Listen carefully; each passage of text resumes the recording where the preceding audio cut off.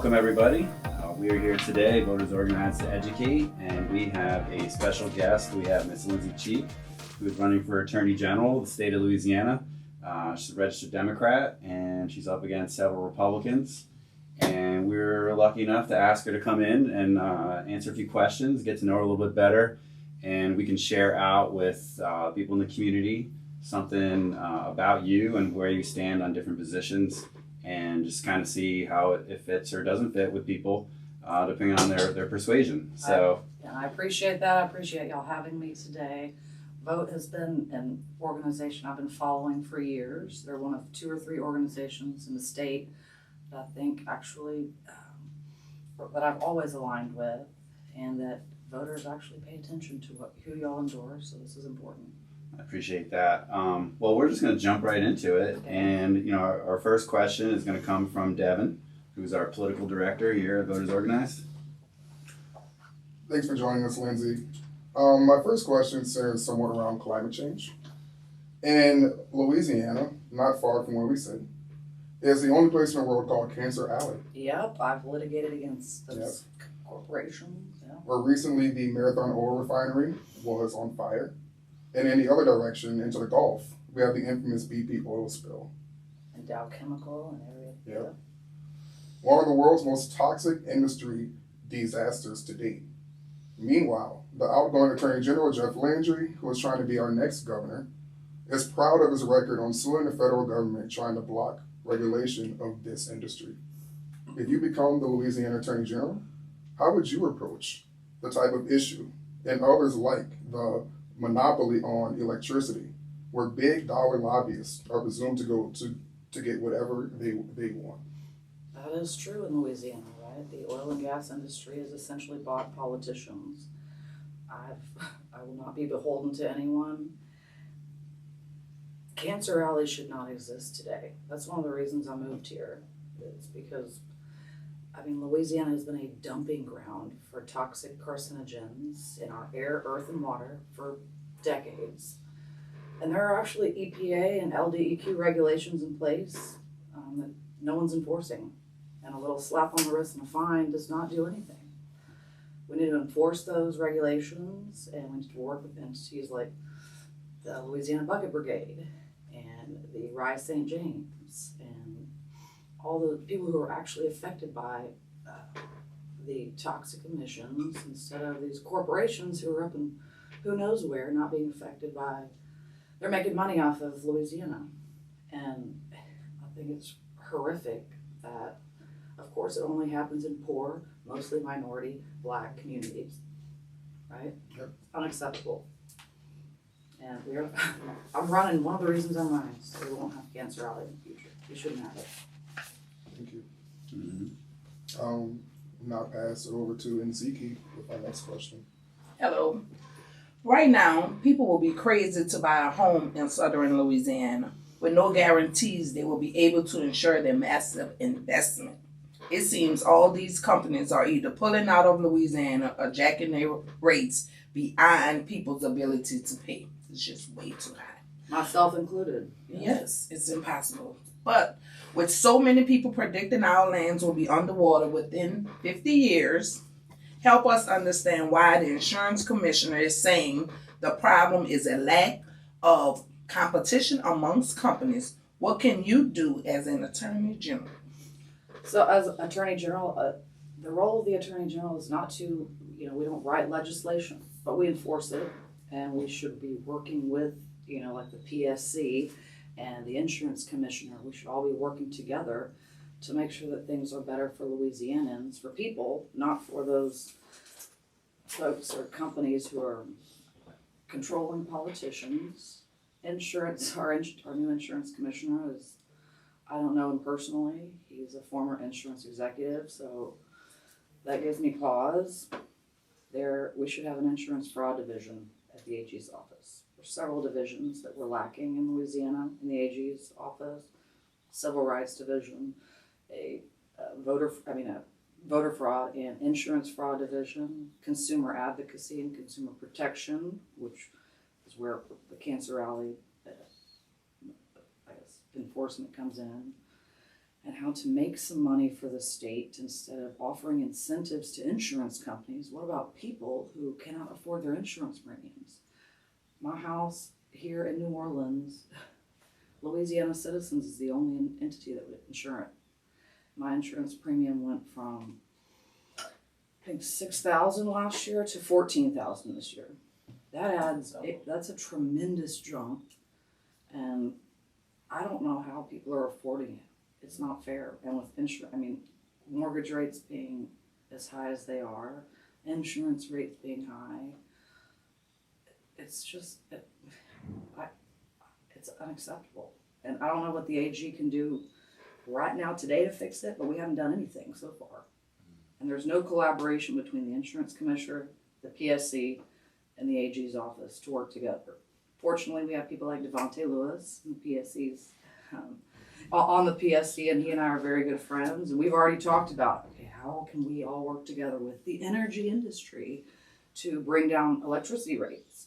Can we raise money into the fund for the PSC to work with energy companies to lower rates for consumers instead of giving them these tax breaks? They're just absurd.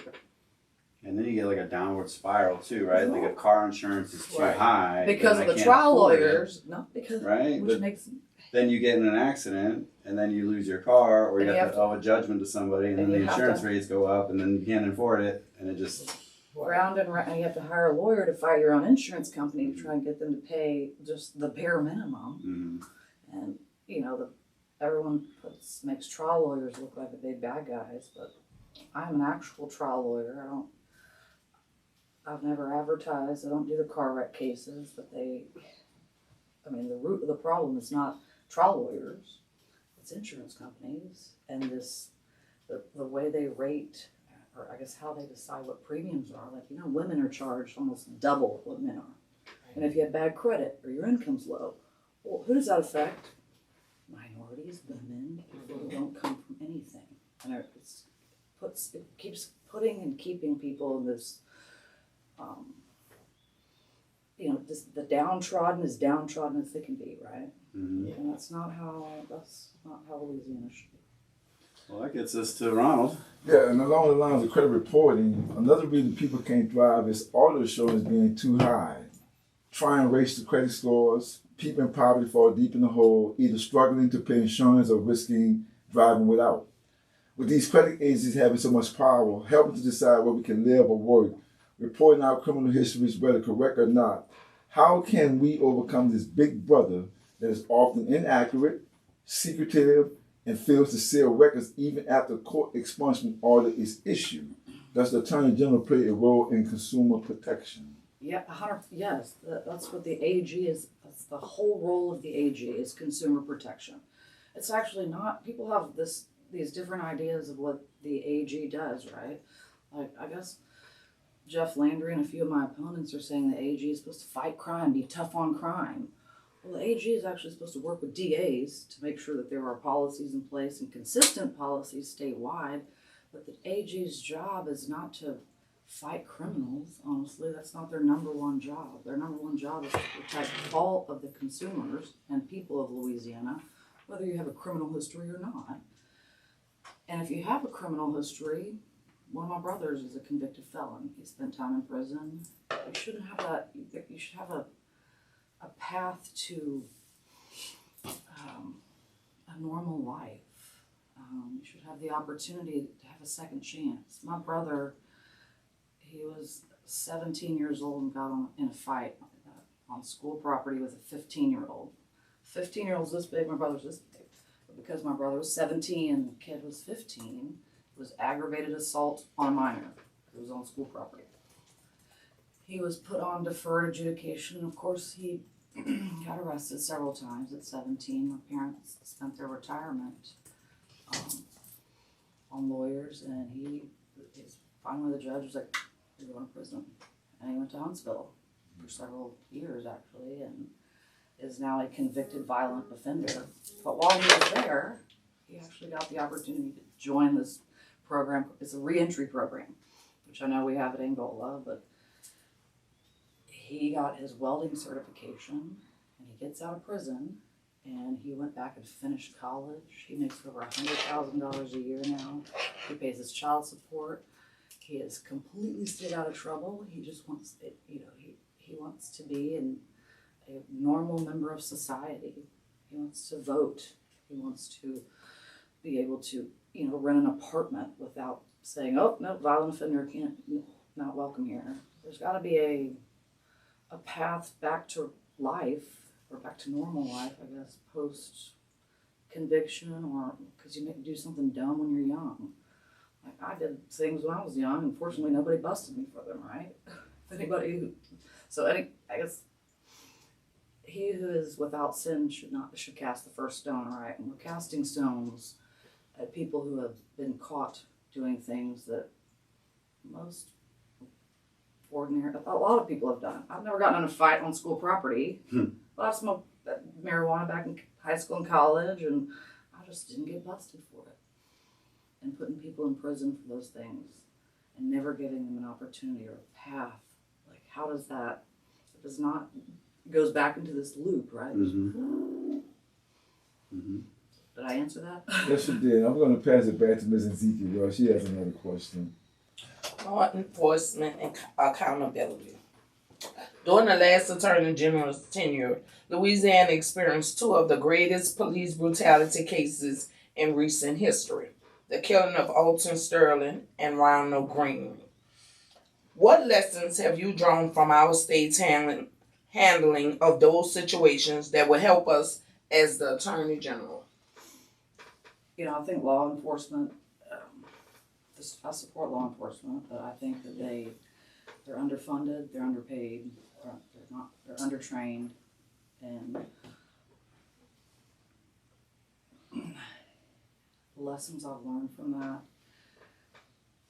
There's so many issues and problems, right? And instead of addressing the root cause of those problems, we look to whoever the action doer is for the problem of the day, right? Right. Whether it's in law enforcement, taking that out on innocence is not acceptable.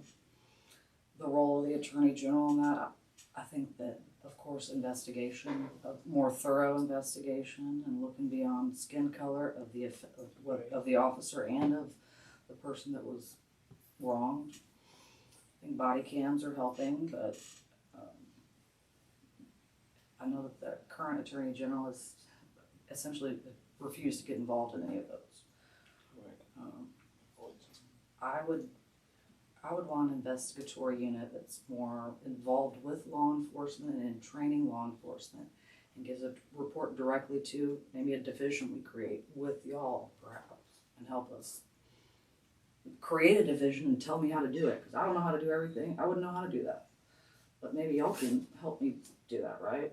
Give me some guidance. So here's some suggestions, or folks in other states have done this. Here's what works.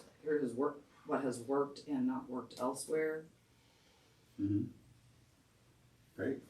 Well, it's interesting because that kind of brings us into a similar issue about juries. And you're a trial attorney, so you're familiar with the kind of how to work that system a little bit. But after the Civil War, Louisiana created a non-unanimous jury system as a way of easy convictions, increasing incarceration, creating legalized slavery through imprisonment, stripping people of voting rights, preventing people from serving on juries, and maintaining white supremacy. Having at least 3 black people on juries is a relatively new concept, which is important because 2 jurors could be nullified by the other 10. In the past few years, we've won policy victories that allow people to serve on juries after felony sentences complete, restored voting rights to people with convictions, and we ended the non-unanimous jury system, but left over 1,000 people behind. And they're still most of them are still in prison. Mm-hmm. So what responsibility do state agencies have in educating people on changes in the law and ensuring the state is abiding by them? And I'll just say, because we've heard consistently from whether it be the Secretary of State or the Attorney General or others, that informing people of the law Or white men. is not their responsibility. But in the end, is it not? I think the Attorney General at least should work with legislators and with interest groups like Vote to draft and enforce legislation with regard to juries. I mean, we have procedure in place, like Batson challenges, right? And we had to sue them because they weren't allowing people with convictions to be on the jury, in the jury pool. And so we Which filed a most lawsuit. people don't want to be on juries, right? But That's if true. you've ever been the one sitting there and your life is on the line, or your family on the civil side, if your family's been wronged by a big corporation, you don't. I mean, jurors, the experience of different jurors and the community, it has to be representative of the population as a whole, not of privileged certain people who actually check their mail and are allowed to serve on juries, not just because they've been convicted of. I think a person who's been convicted of a crime is probably the best person to sit on a jury because they have been there, done that, and they know what's on the line. They're going to listen to the evidence. They're not going to give somebody a break just because if you've been convicted, you're not going to give somebody a break, but you're going to listen to the evidence presented, and you're going to know there's a whole lot that goes on behind the scenes before a trial, and when certain evidence is excluded, depending on the court or the judge, there's exculpatory evidence that sometimes does not come in or is not shared with the defense. And then someone gets convicted and goes to prison, and for the rest of their life, they have either that stamp on their back, or they never get out of prison. And if they come out of prison, that's the person I'd want on my jury. Because they're going to listen more and pay attention that somebody who's been sitting around and never had any problems because their life has been privileged. If you were the Attorney General and somebody were, challenging their conviction years later and trying to bring up new evidence, and let's say there was the opportunity to say you're out of time, right, and to say your procedure Prescription has run. Right. Now, would you, if you're in a position to do this, would you not object to that and allow them to present the evidence? The Attorney General has to follow the law, right? But can also there's a very powerful side of the AG's office. They have this advisory opinion ability. And I would evaluate the law, look at it, and issue an advisory opinion that would be in line with what would be best for either the individual or for the particular circumstance. So just to piggyback off Bruce's point, so there was a new case that came out. The Attorney General challenged Article 930.10, which basically allows the district attorneys and the defendant to enter into what is called a post-conviction negotiation. And this process now is now discretionary. It basically With the DA or with the DA. So 930.10 was this post-conviction mechanism that allowed a guy who's been incarcerated for 30 years, who's balled out of court, to come back in with new evidence, and if the district attorney say, hey, this guy has suffered an injustice, I want to allow him to plead guilty. I would join in that, absolutely. I would join the DA and say yes. Is that what you were asking? Yes, that's exactly what I'm all in on that. So, the DAs have to maintain their not sovereignty, but over their particular parish or jurisdiction. But if a DA, with the discretion to do so, and the law allows that, and if they want or they need support from the Attorney General, they're going to get it. they're going to get it from you. Yes. Yeah, because what's been happening in Orleans Parish, because Jason Williams represented so many guys, he lose that. He has that case has to be remanded to the Attorney General's office. They take control of the case and fight the case. And as we know, Jeff Landry, he fight every case tooth and nail. But there's a discretionary process that gives the Attorney General's office the opportunity to say, hey, let me join this motion with this guy. Let's negotiate a plea. I see the injustice was done. And you basically answer the question just now. Yes, you would join in the motion. I would join it. I would trust the DAs.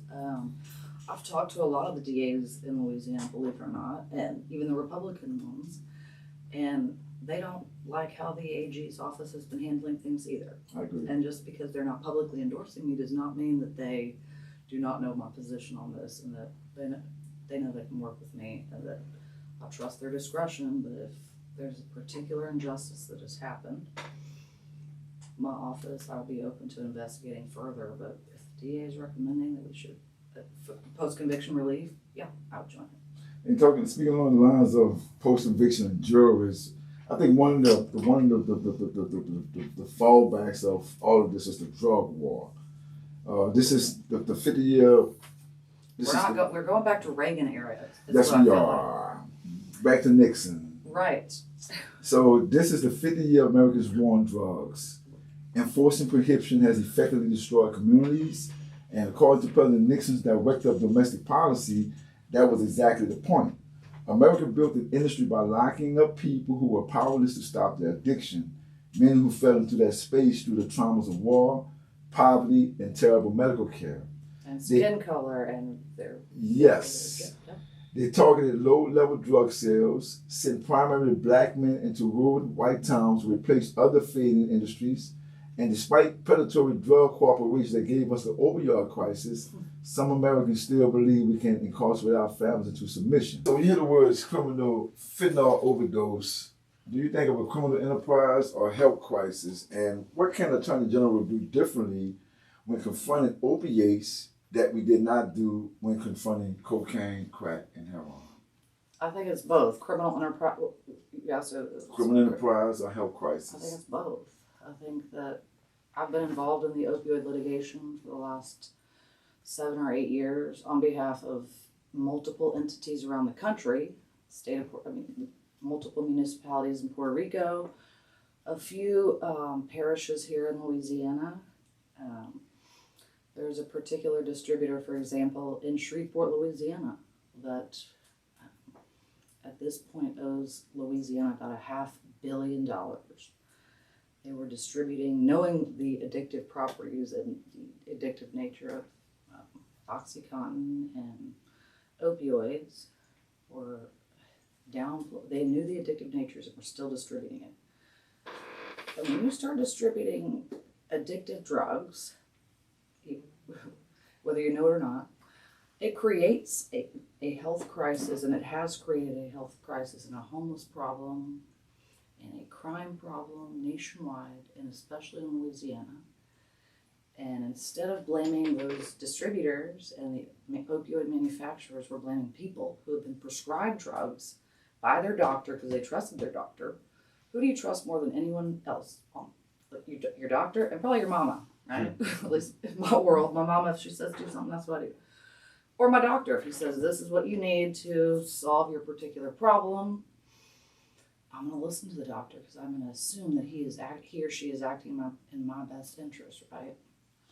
The opioid manufacturers, it provided incentives to doctors where some of them, I'd say actually not most of them, but some chose to prescribe medications that were not needed because they were financially compensated by the opioid manufacturers and distributors. And then if you're prescribing opioids, OxyContin, which is addictive in 3 days, if you take it for 3 days, you can become addicted to it. And it used to be just a cancer drug, an end of life, we're going to prescribe this so that you can be comfortable, palliative care. And the opioid manufacturers and distributors said, well, we're not selling enough. Let's go to the FDA and let's see if we can get the permission to prescribe it to housewives or by a chiropractor. Guess what? A chiropractor can prescribe you OxyContin today. So we both know, we agree that it's both a criminal enterprise that's by the corporation that's creating a health crisis. For people, yes. Right. So as an Attorney General, I mean, without you, this process is going to keep going on. It's going to get worse. It's going to get worse. So and we're punishing people for it instead of so if you corporations. get elected as the Attorney General, how can you say stop? We're going to join those big litigations nationwide. That's what I've done most of my career, is work on these big state, except for Louisiana doesn't join those big litigations because we don't like suing corporations because that's who funds politicians. Instead of funding Louisiana, they're making sure their campaign is funded, which is crazy. And for the That's health why crisis, oil and gas and pharmaceutical manufacturers run Louisiana. So litigation for the criminal enterprise. And then we get the money in, Right. like this, for example, $500 million plus from one distributor.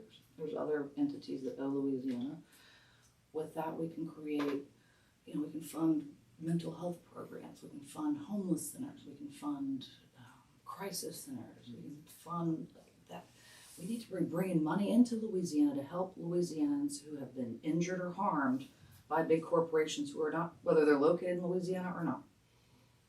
So, And just to clarify for like listeners, as you mentioned, joining other attorney generals, like that's the type of thing that other attorney generals have been doing, correct? correct, and that's, I have a very good, healthy national network of lawyers, the best lawyers in the country, not lawyers who are who are working for oil and gas companies. These are lawyers who have spent their careers, like I have, working with state attorneys general to compensate the people of their states who have been injured, like Michael Moore did in Mississippi, right? For tobacco users. Or the Flint water crisis in Michigan.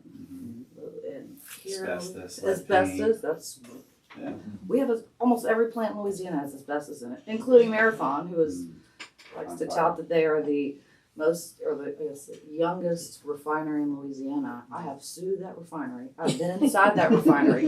I'm the only lawyer that ever got inside there, and it is filthy and disgusting. And that's the kind of aggressive nature we need to take with corporations. Of course, business is what drives money in Louisiana and commerce. So I'm not saying overregulate corporations, but right now we're overregulating people instead of corporations. We're giving tax breaks to corporations instead of people. We are punishing people for problems corporations created. That is not, that hasn't worked out well for us, has it? We gotta change Like this. anywhere. It's worked out well for a few at the top, Yeah. but not for anyone else.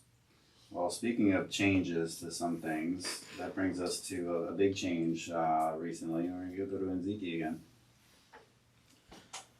On the subject of criminalization, we know Attorney General Jeff Landry and presumable his second in command, Liz Moore, one of your opponents, has sought medical records of people who have traveled out of the state to seek an abortion.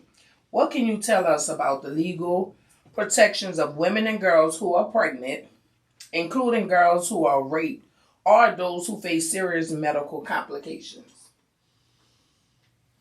I got a lot to say on this one. Yes. This is another one I'm going to need y'all's help to, what I'm going to say versus what is up there. I'm just going to say all the things to y'all. I think it's absolutely abhorrent that we're going to try and punish women for leaving the state to get an abortion, especially if you've been raped by your father, if you're a kid. I don't care if you got raped or not.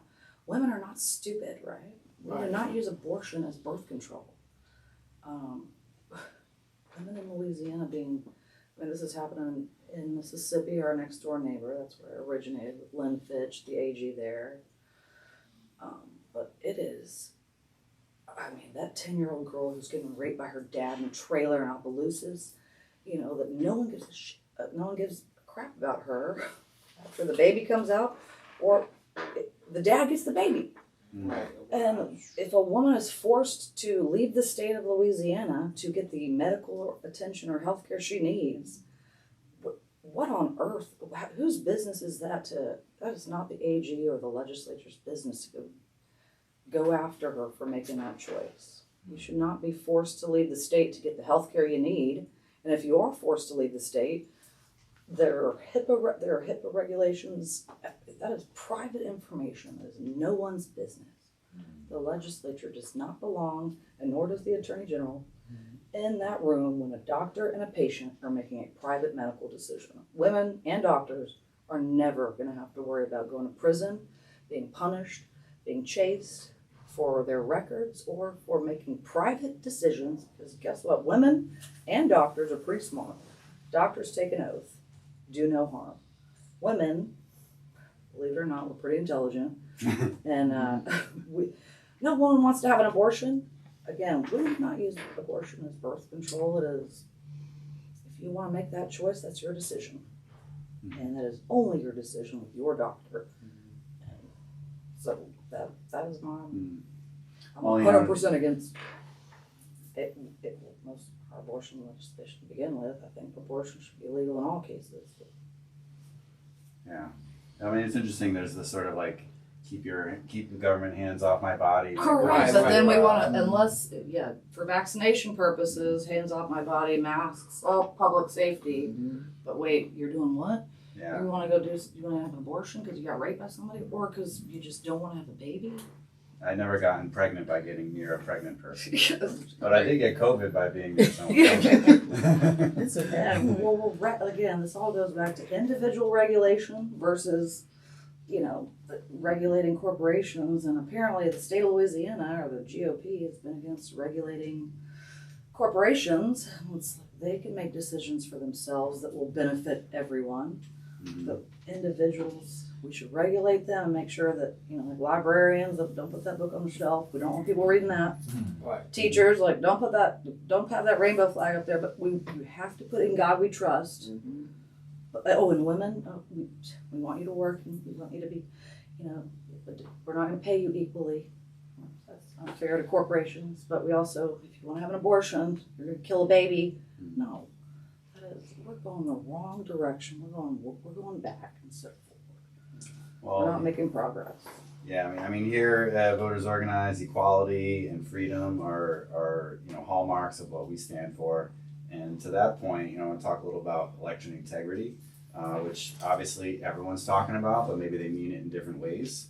The outgoing Republican Secretary of State faced immense pressure from the far-right extremists regarding election integrity, as so many people have become convinced that absentee ballots are unreliable, whether mailed in from overseas, the medically homebound, or those detained in pretrial detention. He even made the Poor decision. people, black people, correct. Exactly. He even made the decision to withdraw from the interstate system designed to flag people who move, Aaron, and re-register in another state, while Jeff Landry embroiled himself in the January 6th controversy in the Trump election denial movement. As Attorney General, what assurances can you give voters that our voting rights will be protected in the face of so many attacks? Well, I hope voters know this year, just one example. Guess when the Southern and Grambling homecoming games are scheduled? Election day. Election day. Guess what the next day is? There's a Saints game out in Texas, in Houston. Guess when those buses, paid for by who knows, they're starting to bus people out Friday afternoon. So voter suppression is a problem in Louisiana.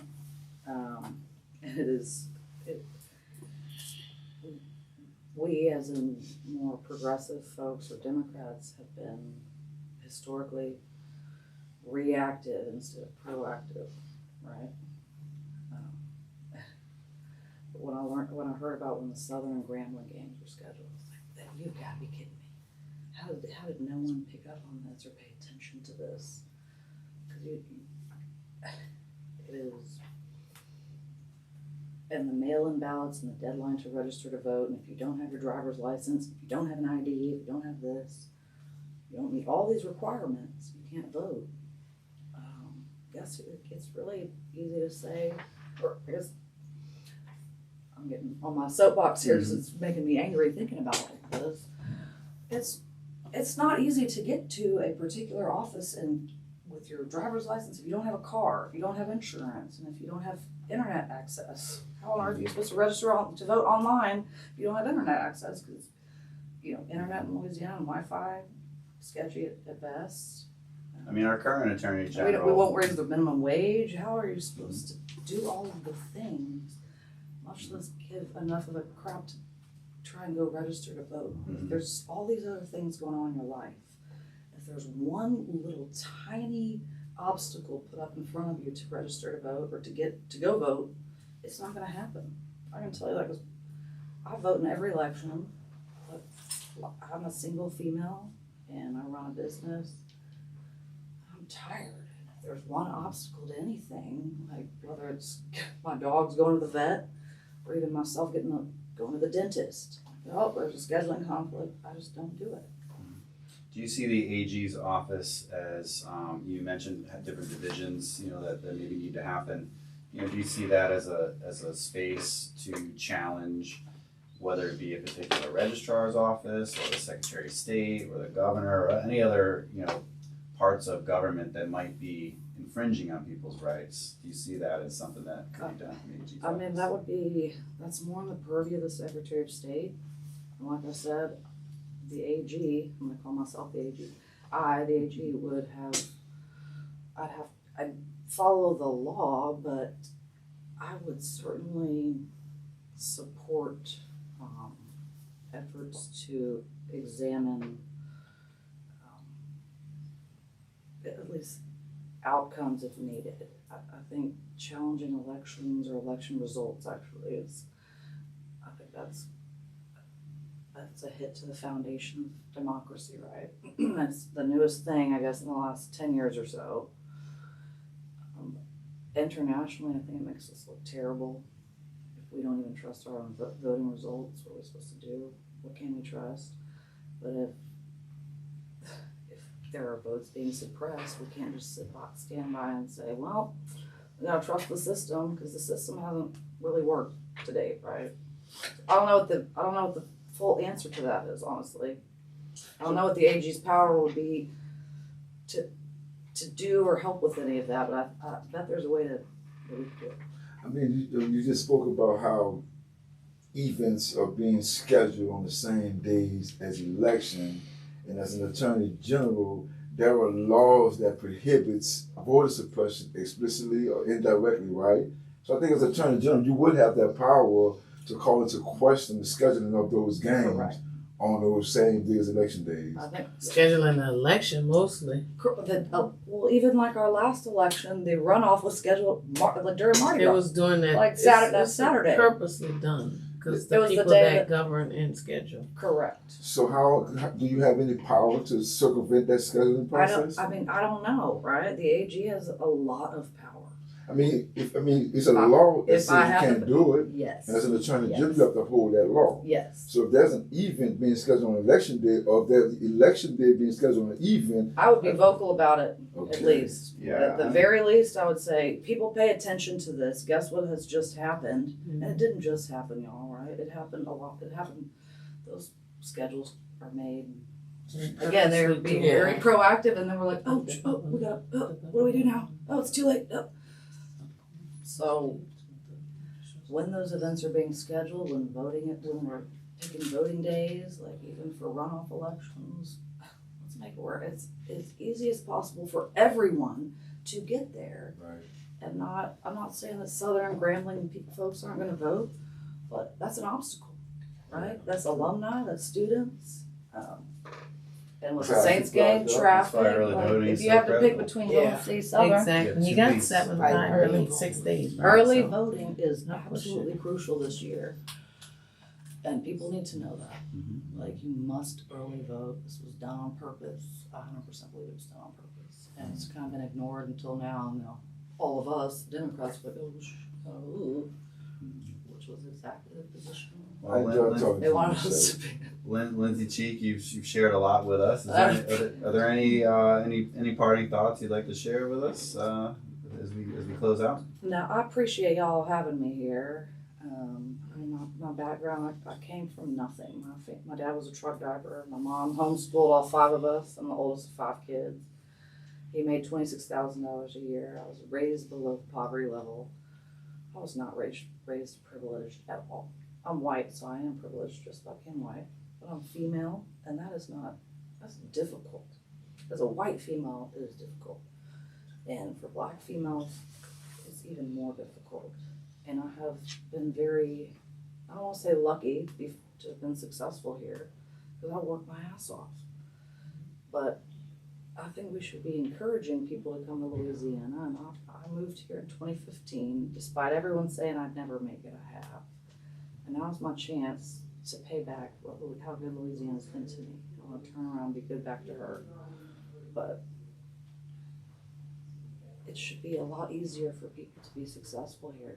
I should be the norm, not the exception, right? So that's why I'm running. Madam Attorney General, or Your Majesty, or Your Eminence, come January. All right, well, I appreciate you being here, and shout out to everybody with Voters Organized to Educate across the state. Devin and Zeke, Ronald, myself, Thank y'all. Norris couldn't be here today, but he really sends his regards. And I guess that's all we got today. Thank you. Appreciate you. Yeah. Ms. All Antoine. right. I got a lot to say about all those things, but my team, she's like,